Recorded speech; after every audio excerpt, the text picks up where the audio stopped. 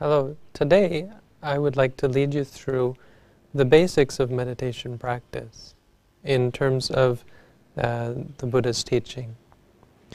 When we practice meditation in line with the Buddha's teaching, we have to understand what it was that the Buddha wanted us to accomplish.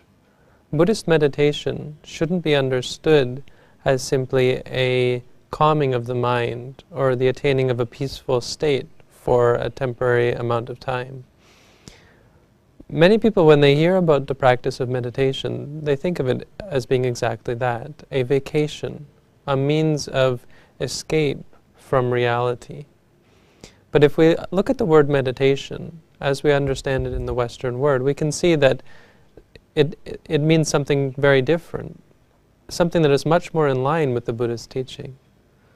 Because the Buddha had no intention that through the meditation practice we should only feel peaceful and calm on a temporary level. The Buddha likened this to the temporary suppressal of the growth of, say, grass by covering it up with a large stone. When you take a large object, as a stone or a brick or something, and place it over top of grass, the grass stops growing.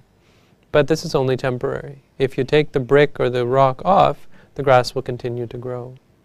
In the same way, if you practice meditation only to suppress the unwholesome states that rest inside of you, the things that cause you suffering and cause you upset, without gaining understanding in regards to these states and understanding of what are the causes, understanding of the nature of unwholesome things for what they are, so as to avoid them in the future, then these states will always have the opportunity to re-arise when the causes present themselves.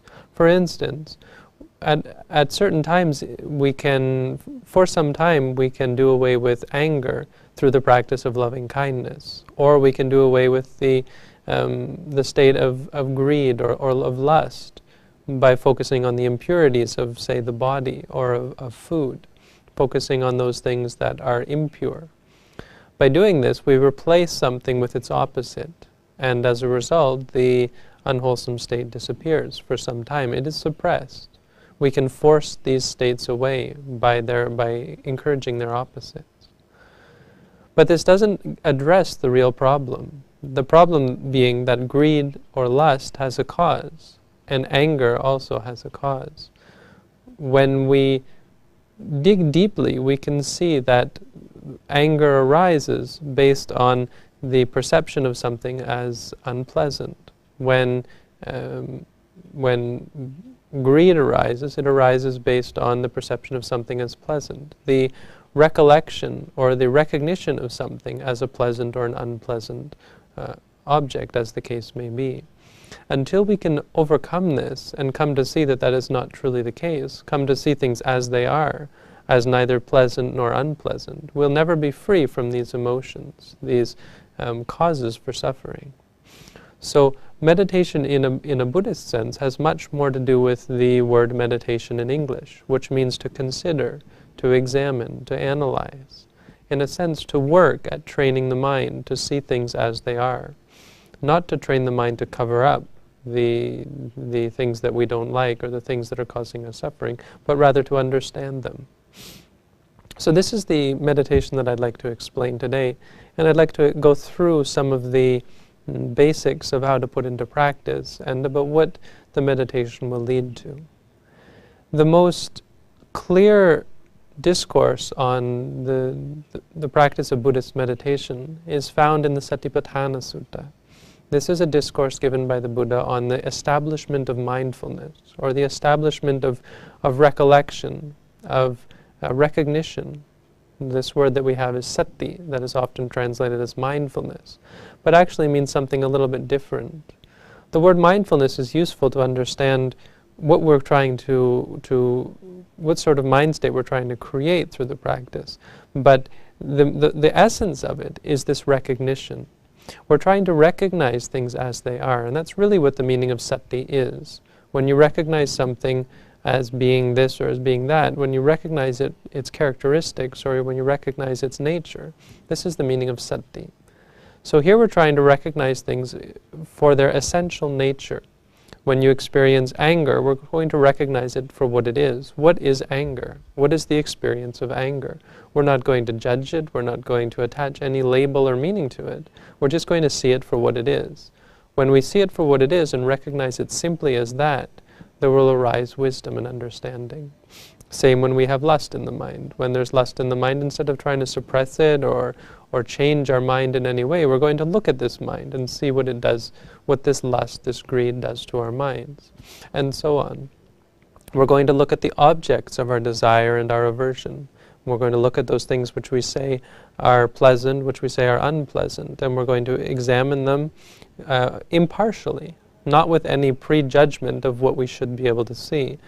Once we do this, look at them simply for what they are, we'll come to see that there's nothing inside of ourselves or in the world around us that is worth clinging to as either pleasant or unpleasant. Nothing that truly makes us satisfied, and nothing that we can truly become satisfied through attaining or through repelling.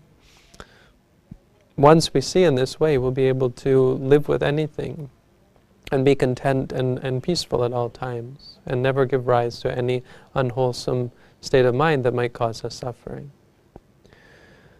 So in the Satipatthana Sutta, the Buddha talked about 4 objects, or 4 parts of reality really, 4 frames of reference, 4 groups of, or aspects of reality that we can use in the meditation practice. It doesn't matter which one you choose, but in fact, you should understand that all of them together comprise reality.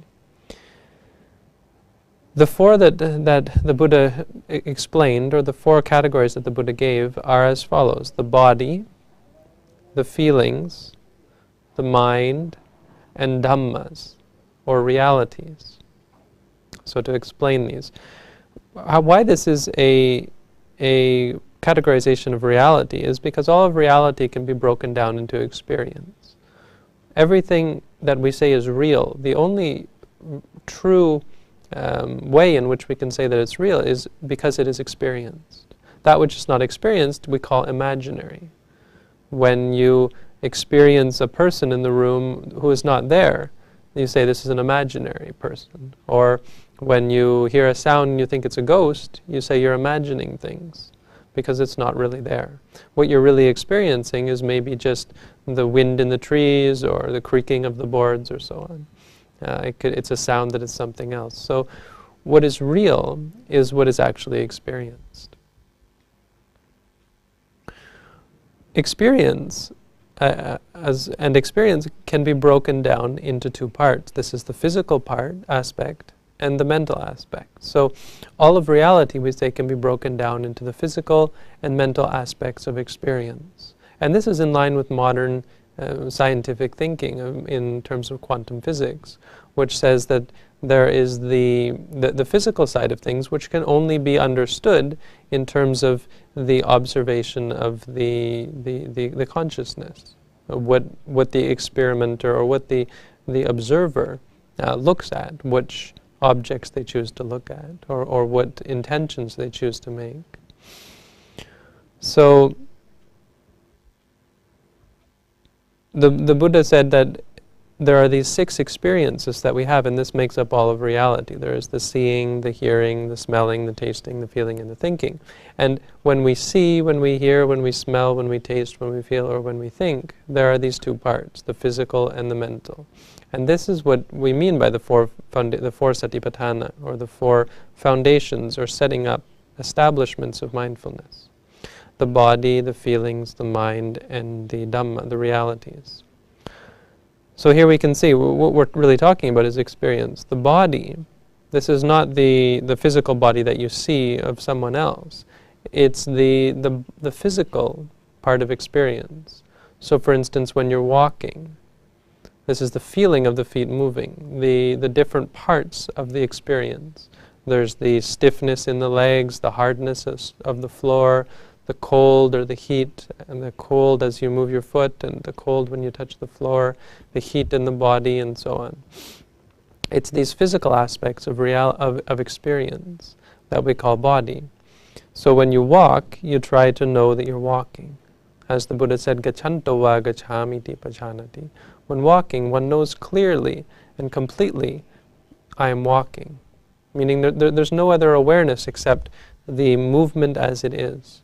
So we have meditators, when they walk, we'll have them say to themselves, walking, walking, walking, just knowing that they're walking, reminding themselves and recognizing the walking for what it is. Just as the Buddha said, when you walk, know that you're walking.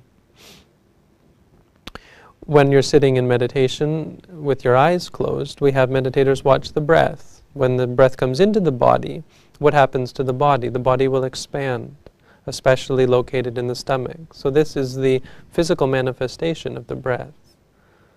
If you try that, you close your eyes, you'll be able to see, you'll be able to feel, maybe putting your hands on your stomach, that there's the movement of the body. So in meditation, we're going to focus on this movement, the movement of the stomach as it rises and as it falls. When it rises, we're going to say to ourselves, rising. When it falls, we're going to say to ourselves, falling. Rising, falling. Is another example of how we practice mindfulness of the body, this first establishment of mindfulness, this first way of looking at one aspect of reality. Again, what this does is it allows us to see through the illusion of pleasurable and painful, of pleasant and unpleasant. It allows us to be free from our greeds and our angers, our attraction and our aversion, so that we're not carried around back and forth from liking to disliking, from pleasure to pain, so that we're content and at peace at all times, just seeing things as they are. In the beginning, this is very difficult because the mind is used to judging. It will even begin to judge the meditation. Many people, when they come to start meditation, think that it's useless or improper to meditate in this way, because as they practice, they see that it's quite unpleasant, it's boring, it's uninteresting, it's even unpleasant at times. They find that focusing on the stomach or even repeating these words is arduous, is unpleasant, is an unpleasant task that they think is perhaps even against the Buddha's teaching. People have said that it's mechanical and repetitive and unnatural. But what we're trying to do is see nature for what it is. The problem with our ordinary reality is that we don't see things as they are. We see things as we believe them to be, or as we want them to be. We see them through our own filters. We like certain things, we dislike certain things, and based on no rational evidence whatsoever, because other people will like other certain things and dislike other certain things. Sometimes we can like something, and someone else might dislike it. It's based totally on subjective terms. Once we start to look at things as they are, we'll start to change our minds. Even looking at our partiality, our judgments, our extrapolation of things, the thoughts, what we think of things, our judgments and so on. We'll see that these are things which are causing suffering for us, that our judgments, our partialities, our likes and our dislikes are a cause for stress and suffering. They're not based on any rational evidence, they're not based on reality, that there's no reason to like or dislike anything. It doesn't lead to happiness, it doesn't lead to peace, it leads only to stress and disturbance in the mind. So simply by watching the stomach, or watching the feet, or watching some aspect of the body, knowing that we're sitting. Buddha said, when you're sitting, you know that you're sitting. Know it as sitting. Recognize it for what it is. The sitting is the experience of the pressure in the back, the pressure with the body touching the floor and the feet touching the floor. Saying to yourself, sitting, sitting, sitting, just knowing it for what it is, reminding yourself again and again, training the mind to see, even for just a moment, one moment at a time, see it for what it is. And this is the experience of the body as the body, seeing the body as the body. In regards to the body, seeing only the physical, not seeing it as good or bad, as me or mine, and so on. So you can pick anything. Normally we have people start with the stomach and say rising, falling. Rising, falling. You can say to yourself sitting, sitting. When you walk, you can say to yourself walking. You even may have seen people doing walking meditation, and we'll often do walking meditation back and forth, slowly moving the foot, saying to ourselves, stepping right, move the left foot, stepping left, or breaking it up into pieces, lifting, placing, lifting, placing. You can do this anywhere. You can do this on your own. You don't need a teacher. You teach yourself. If you understand this technique, you can teach yourself how to see clearly. You can see things clearly for yourself. You don't have to have anyone tell you, and it won't help if someone tells you what is the nature of reality. But once you practice for yourself and simply look at things as they are and recognize them for what they are, your mind will come to see things simply as they are and no longer judge them. It will come to see that judgments are an unnecessary and unpleasant and unsubstantiated course of action. So this is the first one. The second one is, suppose while you're sitting in meditation, the second one is feelings, no? So suppose while you're sitting in meditation, you can start to learn about the second part of reality, the sensations, the pleasant and unpleasant, the painful and the pleasant experience, sensations that arise. There's pleasant, painful, and even the neutral sensations. So suppose you're sitting in meditation, and suddenly you start to feel happy. Maybe you've never meditated before, this is your first time, and you start to feel happy. Well, ordinarily when this arises, you'll find yourself getting carried away. You'll find yourself liking it, enjoying it, and you'll lose track of the meditation entirely. Instead of looking at things objectively, you've fallen out of objectivity into subjectivity, where suddenly you like it, you're enjoying it, and you're giving rise to addiction.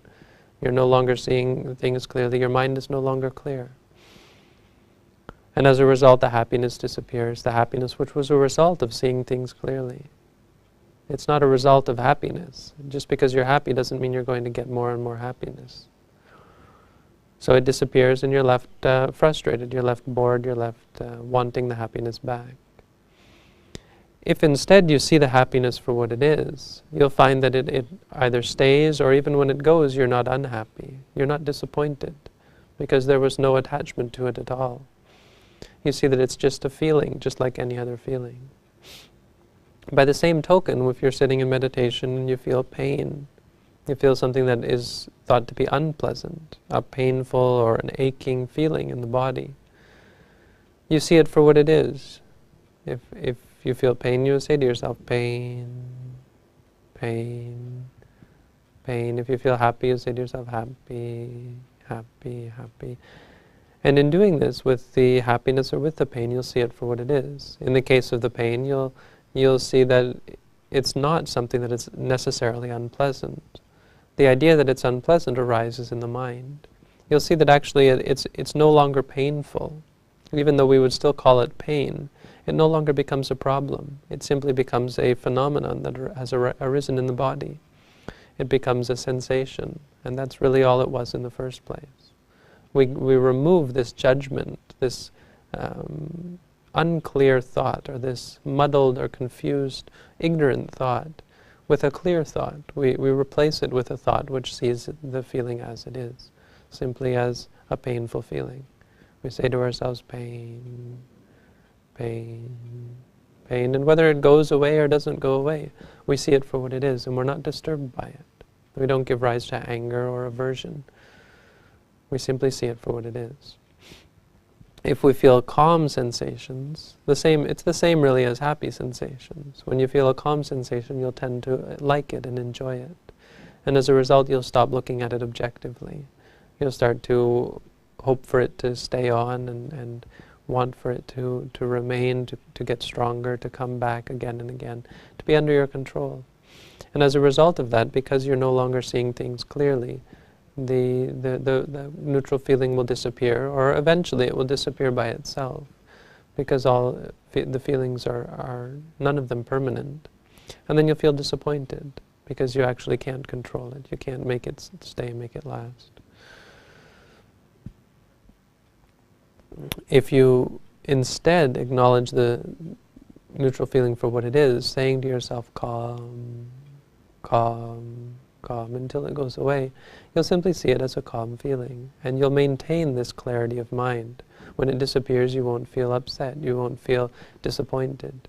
You'll simply continue on with whatever comes next. Your inherent or internal state of calm is not ruffled, is not threatened by the feelings. Simply seeing these things for what they are allows you to do away with the judgments as either good or bad, and as me or mine, as under my control, as belonging to me. You will have no identification with the feelings, so when they disappear, you won't feel disappointed. The third foundation is the foundation of establishment of mindfulness on the mind. So this is where the mind actually looks at, contemplates, and understands what's going on in the mind. What goes on in the mind is all of the thinking that we do. You'll find that when you're sitting in meditation, it's generally thought to be a real obstacle to meditation practice, this thinking that goes on. But the truth is, the mind has as its nature, as its very nature, the act of thinking. Thinking is something that we do all the time. It's the way of the mind. When any experience that we have, automatically there's a thought about it.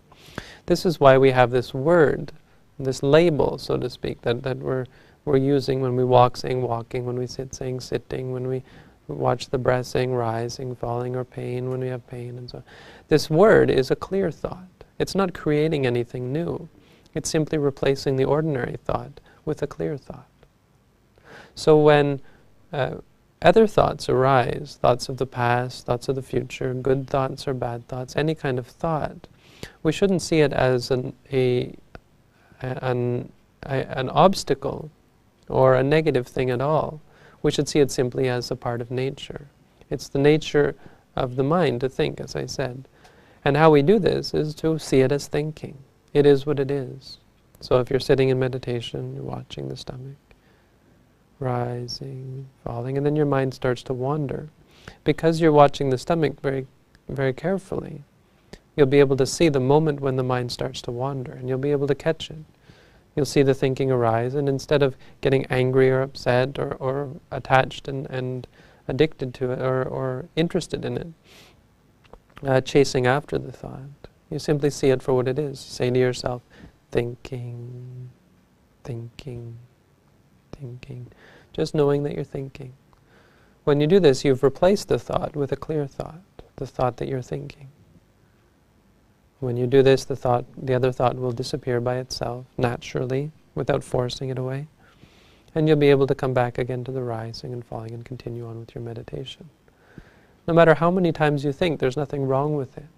But when you chase after it, if instead of seeing it as simply thinking, you get involved in it and understand this is my thought and take it as your own and follow after it and get caught up in it, you'll find that you've now lost your awareness of reality and you're getting caught up in fantasy, creating all sorts of plans about the future or reminiscence about the past. And you're not able to see things as they are, and you're losing your sense of tranquility, of balance, and of clarity of mind. As a result, there will arise greed, there will arise anger, there will arise conceit and jealousy and fear and depression and so on. And all of these things will arise, have the potential to arise based on our thinking. So to keep our minds clear, to keep our minds truly aware of things as they are, we simply say to ourselves when we're thinking, no matter what we're thinking. This is the awareness of the mind. So you can see that these three together make up most of reality. But there's one thing missing, and this is the reality which exists in the mind, and being the mind states, the things that arise out of the mind. So based on the thoughts, these are these emotions. This is what I mentioned in the beginning. Liking, disliking, states of mind, states of drowsiness, states of worry or confusion, states of stress, states of confusion, states of doubt. These states of mind which cause the disturbance in our being, which cause us suffering. The states of mind which take us out of our state of balance, take us out of our state of harmony, of tranquility.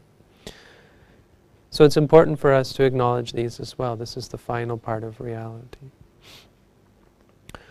How do we acknowledge these? Well, we have basically 5 sets of them. These are the mind states that have some disturbing quality to them. They're called the hindrances. These 5 are the first reality that we're going to realize, the first Dhamma that we're going to have to tackle in the meditation practice. So, and why we have to tackle them is because they're the hindrances. When we focus on the first 3, we're going to find that these last ones always get in the way. They keep us from having a calm and content and peaceful meditation practice. They'll also interfere with our lives. This is what really causes the problem, as I said. So we have 5 groups, and these are liking, disliking, drowsiness, distraction, and doubt. These, the Buddha said, are the 5 groups of mind states that can arise to one's hindrance and to act as obstacles in one's meditative progress and in one's clarity of mind. They obstruct the clarity of mind. So when we like things, as I said, when we like things or want things, we simply say to ourselves, liking or wanting. Even if we like the meditation practice or like something that has arisen.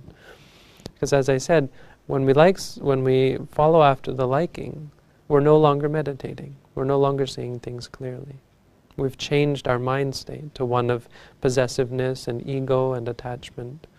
The idea that it's me, it's mine. And we've fallen into this idea that these things are somehow pleasant. So when we like, we say liking. When we want, we say wanting. Disliking, we simply say to ourselves, disliking. Whatever arises. This one you have to be careful of, because this is the one that's going to stop us from meditating. It's going to make us angry when something bad arises and make us say this meditation is useless, is no good. We're going to get angry because the meditation's not making us happy, not bringing us peace, and so on. Wishing we were doing something else and getting bored, feeling sad, feeling depressed, and so on. All of these things can arise in the meditation and can lead us to think that something's wrong with the meditation itself. The truth is there's nothing wrong with the meditation, nothing wrong with this mind state. This mind state, the anger, the aversion, is something that we've carried around and developed for a long time. It's something that has its causes in the way we've lived our lives. It's something that we can't remove from our minds simply by wishing for it. It's something that we can only be free from through understanding and retraining our minds out of this bad habit. So we do this by simply seeing it clearly for what it is. And also, as I said, seeing everything else clearly so that we don't give rise to the anger. But when the anger arises, we see it for what it is and simply say to ourselves, angry, or disliking. If we feel bored, we say bored. If we feel depressed, we say depressed. If we feel sad or frightened or any kind of negative emotion, we simply see it for what it is. We replace the thoughts surrounding it. Instead of being angry and then thinking about what we have to do to change the situation, we create a thought about the anger that this is anger. Right? Instead of having anger and thinking, now I have this and this and this and this, we think, now I have anger, so now I have anger. And that's all it is. Our thoughts are pure, are feeding back into the reality of the situation instead of extending the situation beyond what it really is. If we feel drowsy, if we feel the mind is not flexible, is not awake, alert, we say to ourselves, drowsy, or tired. If we feel distracted, our minds are not focused. When we're sitting and our minds are running everywhere, thinking, not just thinking, but thinking many things all at once and unable to take a single object as our meditation object.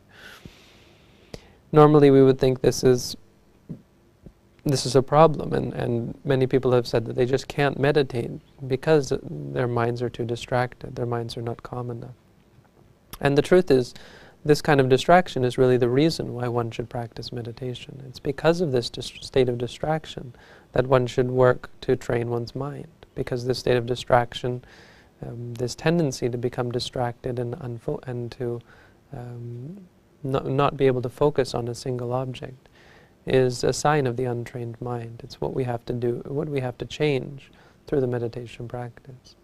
And it's really not a problem unless we let it, unless we follow after it and make more of it than it really is. If it's only distraction, then it can't hurt us. We can actually meditate on it. And when we see it clearly, our minds will focus. Our minds will focus back into clarity and will no longer chase after all of the different objects of the sense. We say to ourselves, distracted, distracted, distracted, and we let it go. We don't chase after it, but we don't chase it away either. We simply see the state for what it is. If we feel confused or worried, we'll say to ourselves, worried, worried, or confused, confused. And finally, if we have states of doubt, where we're not sure, sometimes not sure if the meditation practice is working, not sure if we are capable of realizing the fruits of the practice, doubt about the Buddha's teaching, doubt about the meditation, doubt about the things that have arisen, what are they, and so on. What do the things mean that arise when we experience something, how we should react to it, these doubts that arise, that actually have no bearing on reality and have no benefit to the meditator. They're red herrings, so to speak. They're something that takes you out of the basic awareness of reality. They are questions that shouldn't be asked. The answers won't give us any benefit. Because the meditation really is simply this awareness of things as they are. So there's no question of whether it's useful or not. It's obviously useful to see things as they are. But when doubt arises, it clouds the mind, and it creates unnecessary questioning. Is this right? Is this wrong? Sometimes thinking about the teacher, is he enlightened, or is his teaching proper, and so on. When actually it's simply a matter of whether we agree with the fact that seeing things as they are is an appropriate way of interacting with reality. If we can understand that seeing things as they are is important, then all we should do is see the doubt, everything else along with the doubt, for what it is. So when we have doubt, we focus on it just as we would anything else. We say to ourselves, doubting, doubting, doubting. Simply knowing that we're doubting, not judging it, not following after it, not letting it lead us on to some conclusion of what we should do to get rid of the doubt. Maybe we should go and study more, or maybe we should switch teachers, maybe we should practice many different techniques or so on, all of which is unnecessary. If you simply see reality for what it is, as I said, you don't need a teacher. You're teaching yourself, because you're coming to see reality for what it is for yourself. So these are the four aspects of reality. The fourth one actually goes on, and there are many other parts. For instance, actually acknowledging the six senses. When you see things, you can say to yourself, seeing. Even you see lights when you close your eyes.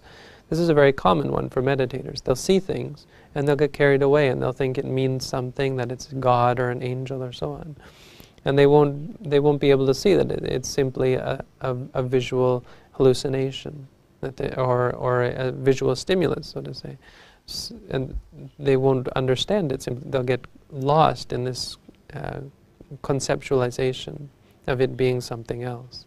So when we see things, we simply say to ourselves, seeing, seeing. When you hear noises outside or voices in your head, hearing, hearing. When you smell, smelling. When you taste, tasting. When you feel something on the body, feeling. When you think, thinking. Acknowledging the six senses, and so on. There are many others.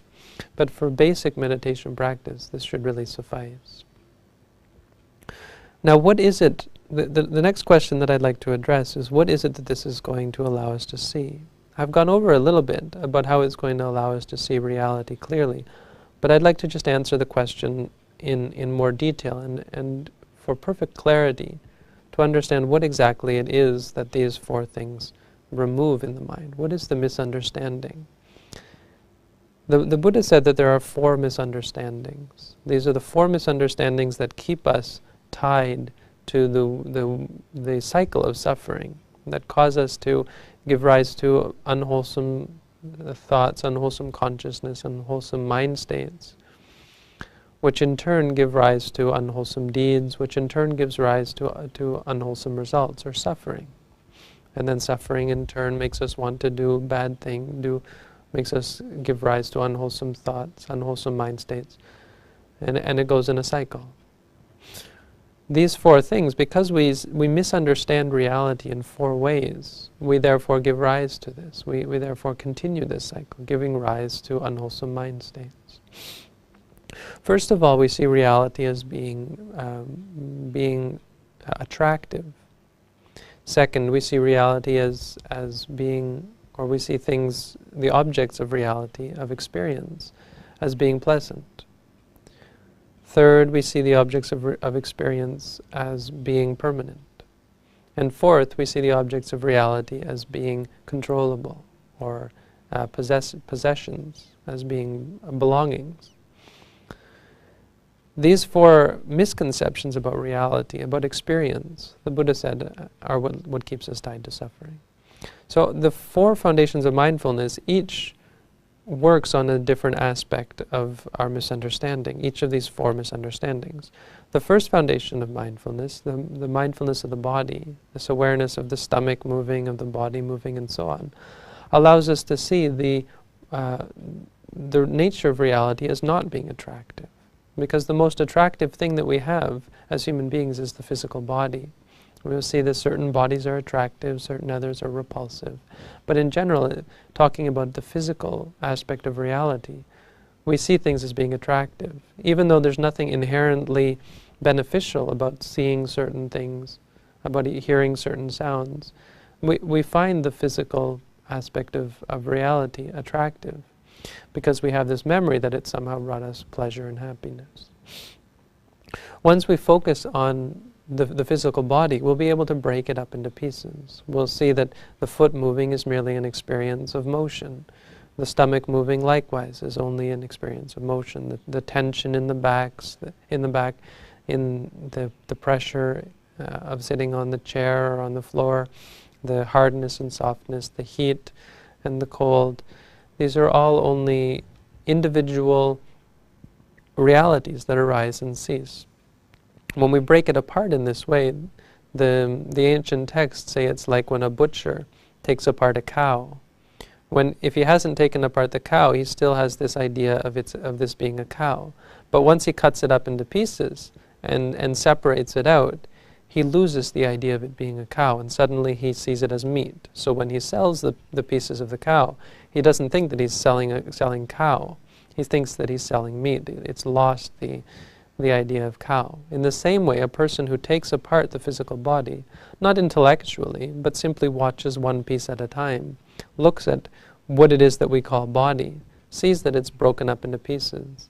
And when we see it in this way, we lose this idea of attractiveness, of beauty, that somehow the body has a positive, a beautiful nature to it. We lose sight. It doesn't mean we see the body as repulsive. We simply see it for what it is. And because we lose this attraction, we no longer have this partiality, this need to see certain things, this need to see beauty, this need to hear beautiful sounds and so on. When we see things as arising and ceasing, we lose this need to attain these things. We lose the greed and the aversion from the various experiences. Number two is that the foundation of mindfulness of the feelings, establishing mindfulness based on the sensations that arise in the body and then in the mind, does away with the misunderstanding that experience is pleasant. Because for the ordinary human being, this is exactly where happiness lies. It lies in the pleasant feelings, the pleasant sensations that arise from time to time. And so we will find ourselves living our whole lives simply for the attainment of these feelings, which will arise from time to time based on their causes and conditions. We find ourselves working very hard in order to save up money to be able to go on vacations or holidays or go to musical events or theater, or to have good food, to have beautiful possessions and so on. to get all of these pleasant sensations that arise based on the physical reality. And as a result, we find ourselves actually in a lot of suffering, where most of our lives is consumed doing things that are even perhaps meaningless, or at the very least that are unpleasant. And through our need to attain pleasant experiences, we actually have to endure a lot of unpleasantness. Moreover, our minds become clouded and unclear, and become very much caught up in the cycle of addiction, so that we're never able to see things as they are, and we're never able to be at peace with ourselves, even to the moment when we die. And when we die, we'll die with a mind that is clinging, a mind that is unhappy, a mind that is unsatisfied. So when we practice mindfulness of the feelings, we'll come to see this. We'll come to see how feelings arise and cease. And as I said, we'll come to see them simply as feelings. But moreover, we'll come to see that none of them last. Even pleasant feelings only arise from time to time. We'll come to see that the spectrum of feelings is actually much more than simply the happy feelings that we're looking for. And that no matter how hard we try, we can't hold on to these feelings. That there's nothing really beneficial about clinging to them at all.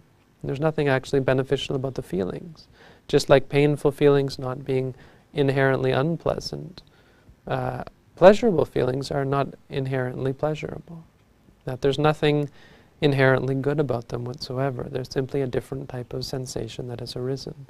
Once we can see this by acknowledging happy, happy, or pain, pain, once we come to see that sensations simply are sensations, seeing them simply for what they are, we'll find that instead of what we thought of losing all of our happiness, we find that we're actually much more happy and much more content and much more at peace with ourselves. That the happiness that we were looking for actually comes from giving up this chasing of this search, this pursuit of happiness. This is the second. The third misperception that we clear up is of permanence. This is cleared up by practicing the establishment of mindfulness based on the mind.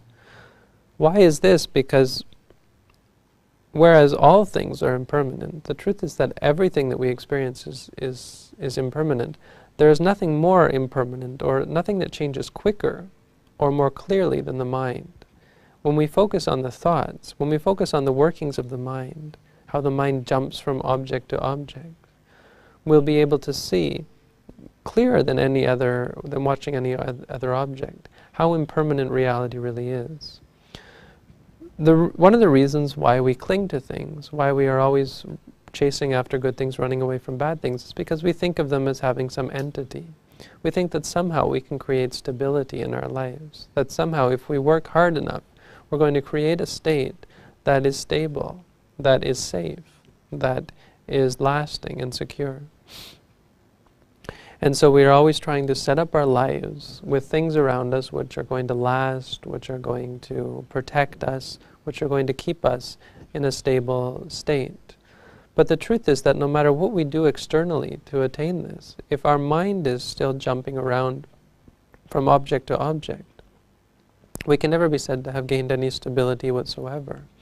Until we can stabilize the mind, and until we can come to really attain this true security inside, all of the things external to us are meaningless. When we look at how the mind works, we come to see that all of the objects of the sense only arise based on the mind. So if the mind is jumping from experience to experience, that there's nothing really stable at all. Even if we look at our belongings, our possessions, even our own body, and think of it as lasting, as permanent, as stable, it only lasts as long as the experience associated with it. So as we watch the mind jumping from object to object, we'll see that no matter what the mind takes as an object, there is no stability to be found whatsoever. It's something that arises and ceases incessantly from moment to moment to moment. We can do this again by acknowledging to ourselves thinking, and watching the thoughts arise and cease, because this will give us the understanding of how reality works, that it's all based on the mind. Our whole lives are based on this jumping around, this arising and ceasing of the mental experience of both the physical and the other mental realities. This is the third misperception that we clear up. The fourth misperception, misunderstanding that we clear up, as I said, is the misperception that things belong to us or that they are under our control. We have this idea of that inside of ourselves there is some kind of controlling essence that is able to control the other aspects of our being. We have this idea that the experiences that we have, we can somehow control them. That they somehow belong to us, that we have some sort of self. And moreover, we have the idea that when pleasure or pain comes, it belongs to us. And therefore, as a result, we do everything we can to maintain the pleasure and to remove and be free at all times from the pain, from the displeasure. So, as a result, we give rise to this attachment and this great intention to keep things as they are when the happiness comes. And we give rise to great anger when unpleasant things arise. We think of everything as ours. When pain arises, it's my pain. When pleasure arises, it's my pleasure. And therefore we create all sorts of labels about it. We have categories for everything. Certain things are acceptable, are pleasurable, are nice. Certain other things are unpleasurable, are unacceptable, are not nice. And again, these are not based on any real objective criteria. They're simply based on some kind of idea of what and who we are. This idea of self and what we believe, what we like, what we appreciate. When we start to look at the Dhamma, the realities, starting with the emotions, we'll be able to do away with this. We'll come to see that this anger, this dislike of things, does not have anything to do with the true nature of the experience, of the phenomenon. When we hear loud noise or someone yelling at us and we get angry, thinking that they're yelling at us, we have this cycle evolve where we feel righteous about our anger, that somehow this person is doing something bad to us and therefore anger is the right response, somehow identifying with the anger, that I am angry, and therefore never having any question about the anger, that it might not be the right response. We have this idea that I'm angry. It would be absurd for us in our minds to think that there was something wrong with it, because it's who I am. This person is attacking me, I'm getting angry, so now is the time to fight back, or to hurt them, or to yell at them, or to cause suffering for them. When we look at the anger, we come to see that that's not the case at all, that the anger is simply something that has arisen. It's arisen based on our partiality, our dislike of this object that is not objective at all, our dislike of something that is totally a subjective interpretation that we have accumulated through our lives and through our misunderstandings and our misperceptions. As we focus on the anger, saying to ourselves, angry, angry, angry, we lose this idea of self. We come to see that anger is just another experience, just another phenomenon that arises. When greed or lust or wanting arises, the same. We focus on it as saying wanting, wanting, and we come to see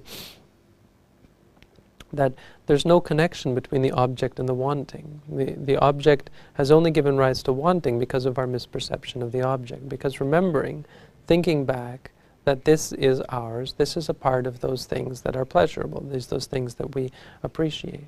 When in fact there's nothing inherently pleasurable or beneficial about the object at all. It simply arises and ceases just like everything else. So we focus on the liking, we focus on the wanting, and we come to see this, that there is no connection. The wanting is simply a result of the misinterpretation. It's something that has arisen based on causes and conditions and misunderstanding of reality. If we feel drowsy, we say to ourselves drowsy, drowsy, and distracted or worried, we say worried, worried, distracted, distracted, and we don't attach to the state of mind. If we have doubt, we don't attach to the doubt. Normally we would, as I said, attach to the doubt, attach to all of these actually, and think of it as a part of who I am. When we have doubts, we take it very seriously. We think there must be something wrong with the experience, something wrong with what we're doing. For instance, something wrong with the meditation practice, because now I'm doubting it. We never doubt the doubt. We never think that could be something wrong with the doubt. We think that it's the natural part of our being. Whether it's right or wrong, it's who we are. When we focus on the doubt and say to ourselves, doubting, doubting, when we focus on all of these, as I said, we come to see them for what they are, as things that have arisen and have no connection, no objective connection with the object of doubt, with the object of worry or confusion or so on. They simply are things that have arisen, and therefore we lose this sense of possessiveness, of identification, this idea of self. So many people, when they hear about the Buddha's teaching that against the idea or against the theory of an internal self, they become very frightened. And this is because they look at it intellectually and they try to understand, what did the Buddha mean when he said, that basically there is no self? Well, it wasn't an intellectual teaching. It's not something that you can create a philosophy based on. The Buddhist teachings are not just for the purpose of philosophy or of philosophizing or intellectualizing or the ability to discuss. They're things that should be practiced. And through this practice, one stops identifying with the realities as they arise, and all of reality, really. And so the mind of the individual person becomes free from any sort of clinging, that we're simply able to see things as they are, which is as phenomena that arise and cease, that come and go. This is really the practice of meditation. This is how I would like to explain what the Buddha meant by meditation. And so this is how I would encourage people to practice, if they would like to practice meditation according to the Buddha's teaching. Again, I'd like to encourage you all to put this teaching into practice. Don't simply be content with having some kind of intellectual knowledge or having had some kind of pleasure that you gain from listening to this talk. If you find that it has been useful, has been interesting, please make real use of it and actually put it into practice, here and now. You can do it while you're sitting here listening to the Buddhist TV, watching the Buddhist TV. You can do it here now when you're in your room, turning off the television and actually taking the time to do some few minutes of meditation to clear your mind and to start on the path of true and clear understanding of reality. So thank you all for tuning in, and I hope that these teachings have been useful and that they lead you all to true peace, happiness, and freedom from suffering. Thank you and have a good day.